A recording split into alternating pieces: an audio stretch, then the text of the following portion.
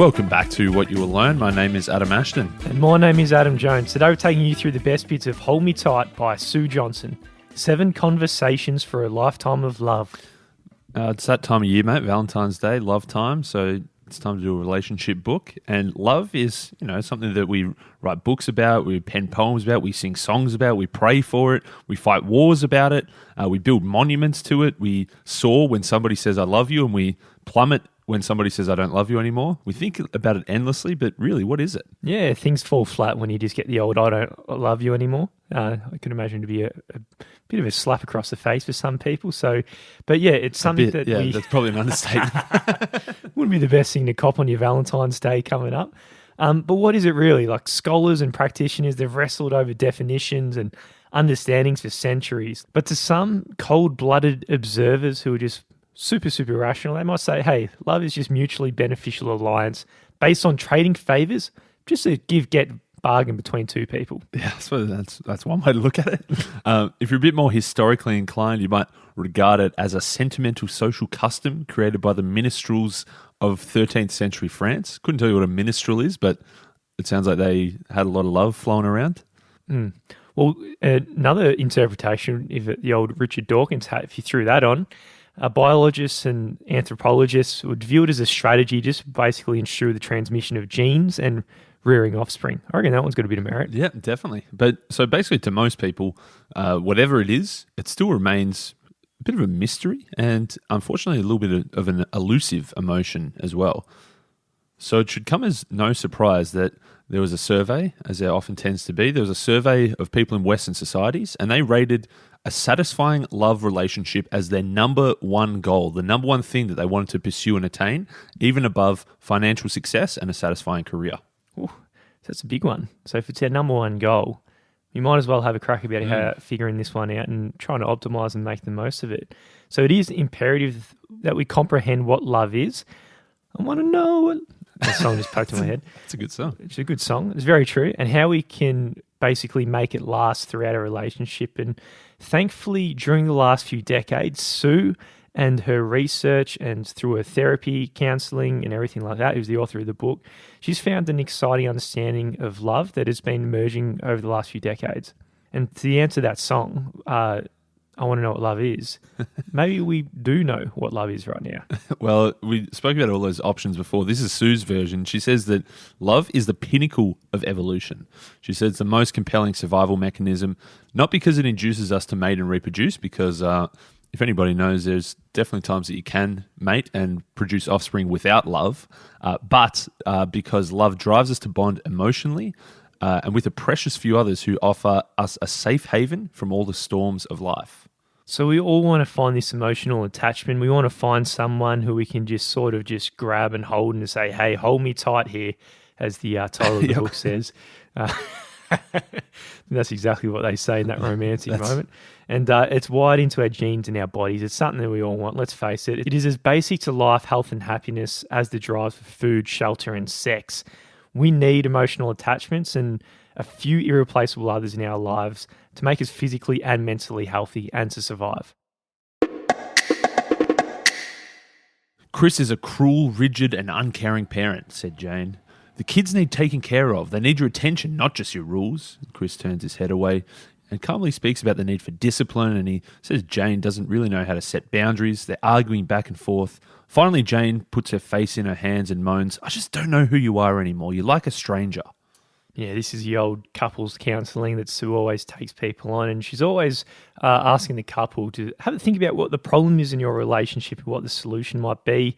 And always the people she asks that question, they dig in a little bit and offer up a few ideas. They shoot from the hip, having a guess about what their issues are. Sally, she says that Jay is too controlling.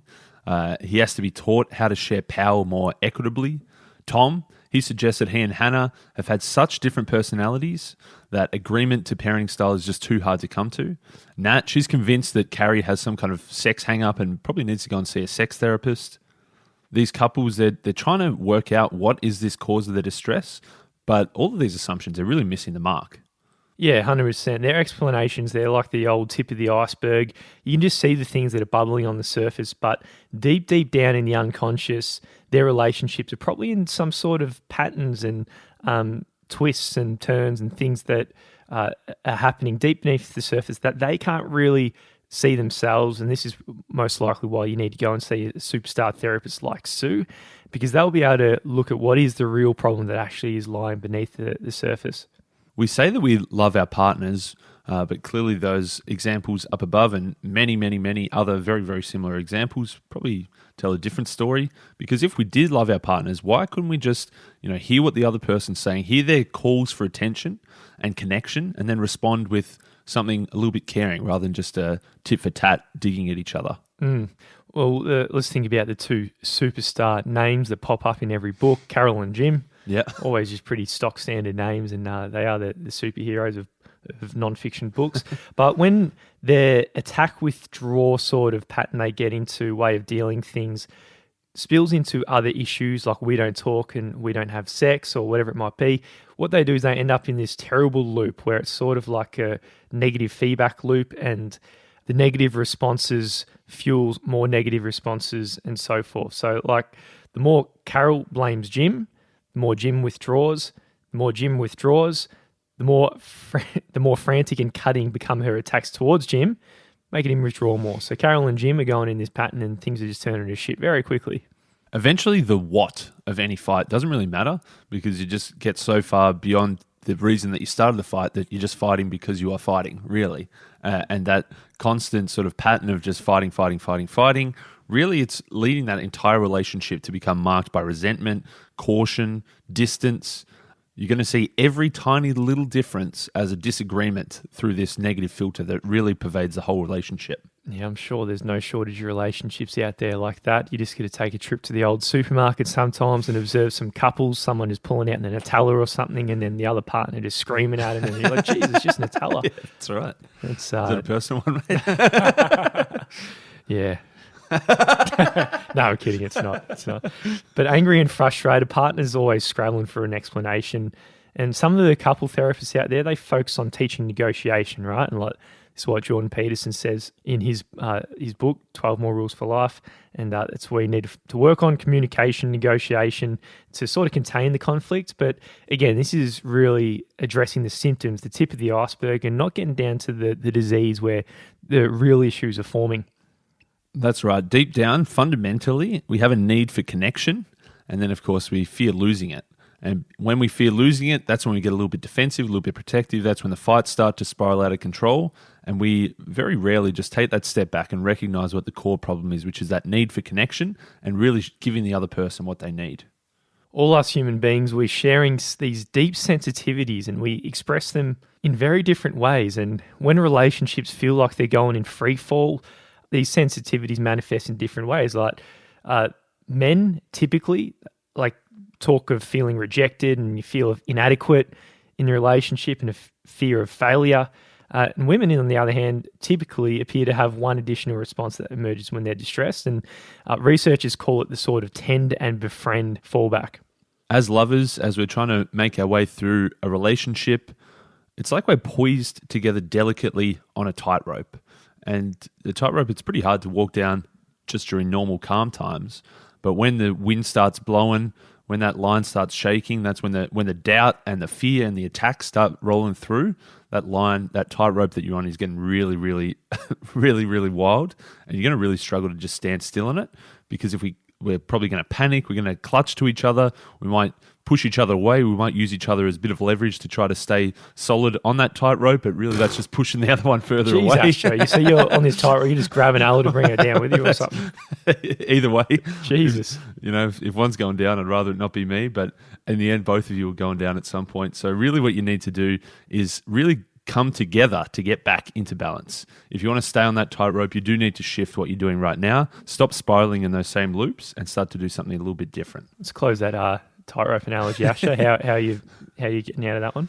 We're moving, mate. We're moving. We're going to hold each other tight, but as the title would suggest. Now, to build and sustain this secure bond, sort of just like build a brick wall or a brick road below this, maybe a net. A net's below this tightrope, not a brick wall that you're going to fall on. We need to be able to tune into our loved ones as strongly as we did before.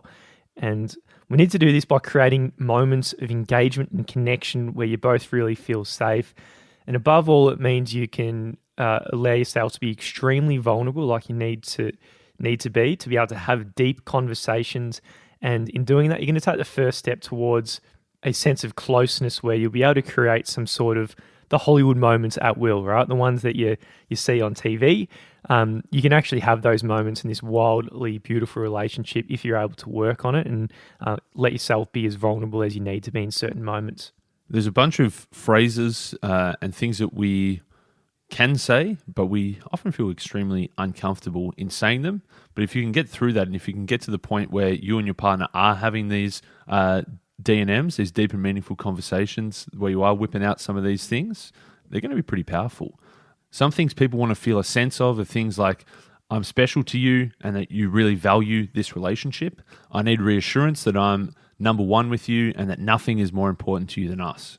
Other things include, people want to feel a sense that I'm needed, that you want me close, that I'm safe because you care about me and my feelings, my hurts and my needs, that I can count on you to hear me and put aside everything else, that I can ask you to hold me and understand that just asking is very hard for me. Yeah, that's it.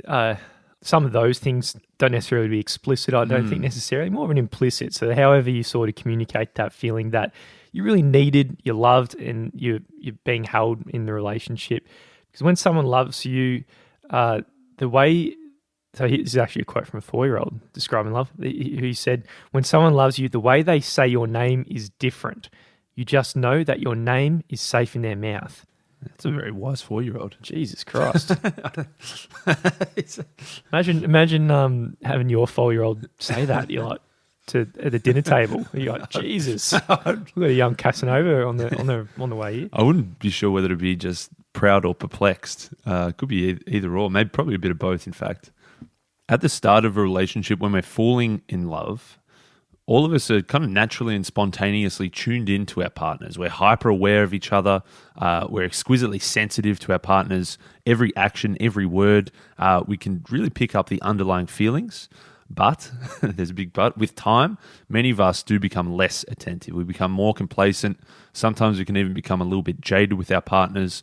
Our emotional antennas, they kind of get a bit jammed. There's all these other different signals flying in. We're probably too tuned into our own feelings and needs rather than theirs. And this is when our partner's signal that they're trying to send us is getting much weaker. So Sue Johnson, she's got a whole bunch of different specific types of conversations that we can be having to be building our relationships. And in essence, all of them have 3 basic components that come with it, and implicit communication, I guess, that you're having as a couple. So these are the key to lasting love and emotional responsiveness between relationships. So the first part is accessibility.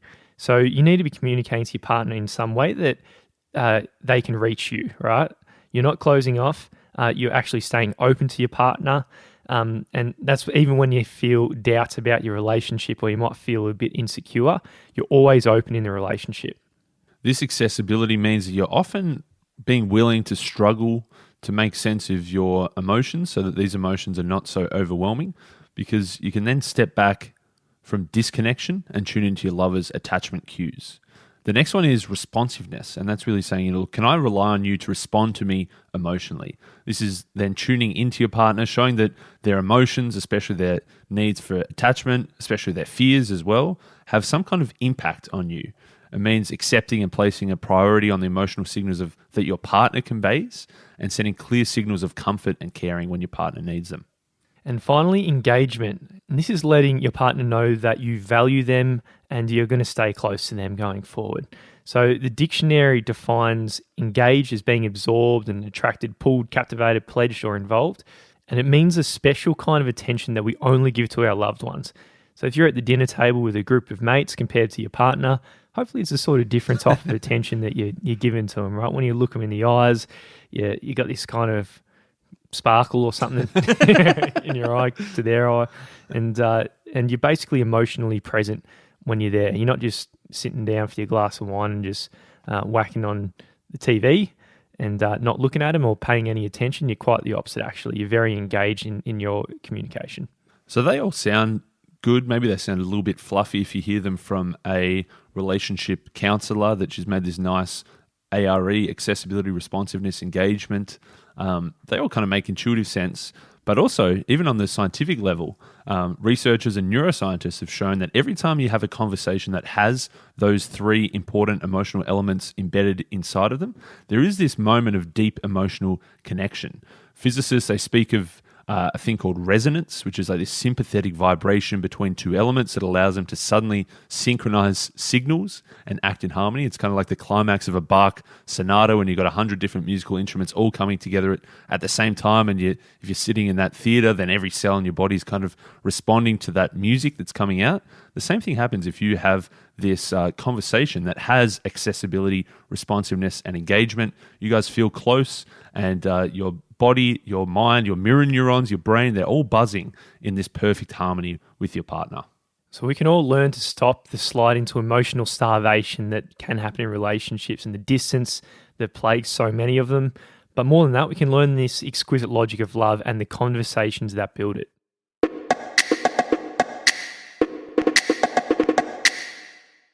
In relationships, all of us can end up in these wild patterns that we always fall into. And all it takes is a slight turning away the head or something, or a flip of the careless remark, or an old friend who grabbed Nutella at Coles when they shouldn't have. It can really send things crashing back down to earth and set fire to whole entire relationships. And these toxic patterns can become so ingrained and permanent that they totally undermine the relationship. They just turn everything to shit. And they block all attempts to repair and find that connection that we're all looking for. Now, this is a book you picked and you did the notes for, and it says here, brackets, AJ potential story here. What was that? What was that story? Maybe something will pop up in my head. Maybe it was the Nutella, wasn't it? I totally shot from the hip with this Nutella thing. It just didn't happen to me. It didn't happen to anyone. It was just BS. Man, I want to know what that story was. Okay. I don't know. Maybe it'll pop up. Okay, maybe it might pop up. I don't know. When you were writing it, there must have been a story in the brain, but well, it always happens when we're reading. We put a star next to something and just have a word, and then you're like, what the hell does tree mean in this page in this context? No idea. Oh, too funny. Anyway, when we get into these sort of back and forth arguments, if there is a safe and strong emotional connection, we can kind of deal with those little things and just brush them off. But if we don't feel safe and protected, they can really spiral out of control. And the first one is a type of a pattern or a dance that she says, find the bad guy, is what this is known as. And this is often when there's an attack or something that you interpret as an attack, and your response is to attack back, and really you're just going around in circles attacking, and really what you're trying to do is find the blame. You're trying to blame the other person. You want to say it's not my fault, it's your fault. Yeah, exactly. It's not me, it's you. You're not going to say that. It's a reverse of breaking up with someone, isn't it? 100%. You're not going to say it, but you're going to sort of mean it. And a lot of relationships, they sort of just basically saying that. And because of that, you can no longer relax with your partners because you're playing these blame games that are slowly deadening and restricting your relationship. The old, this was one of the origin stories of us as a human species, if you remember, because in the Bible, in the Garden of Eden, of course, as soon as Adam takes the red apple, the forbidden apple. Does Adam eat it? I thought Eve ate it. Who eats the apple? Mate, you went to a Catholic school. Well, in any case, who took the apple? I'm pretty sure it's Eve. Hang on one sec. There's a snake, wasn't there? What did the snake do? Did Adam or Eve eat? Okay. So, anyway, Eve took the apple. And in any case, God came out and said, had a go at both of them. So you're both in a lot of trouble. And Adam said, no, look, come on, God. It wasn't me. It was Eve. And he just pointed at her. Even though they were both conspiring about this apple, they were both partly to blame. And God just booted them both out of the beautiful Garden of Eden, and they all the things turned to shit. But that's the origin story is just basically that blame game and this find the bad guy. That's right. And you can understand that if everything you do is going to devolve into a fight about whose fault it was, who's to blame, you can understand that whole relationship, you'd be walking on eggshells. You wouldn't want to make one tiny mistake because you know that it would just spiral into this big fight about whose fault it was and who was to blame. Yeah, and there's always these moments that can come up where you can fall into this pattern. I was brutally tested when and this was probably God's tests equivalent from the Bible, right? Because We had this new couch, got a new home, got a beautiful couch, as you know, and had a couple of mates over to watch the footy grand final, and one guy there, Socko, having a glass of red on the couch, probably half his fault as well. But then Mate, you shouldn't be trying to turn to blame someone. Corey spear tackles this other Jamie, and this just spear tackles into the couch, and then Socko spilled. So it's Corey's fault.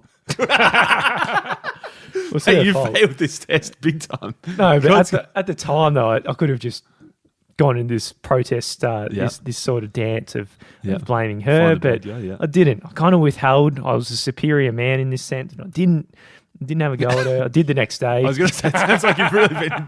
This has been brewing, mate. I'm kidding.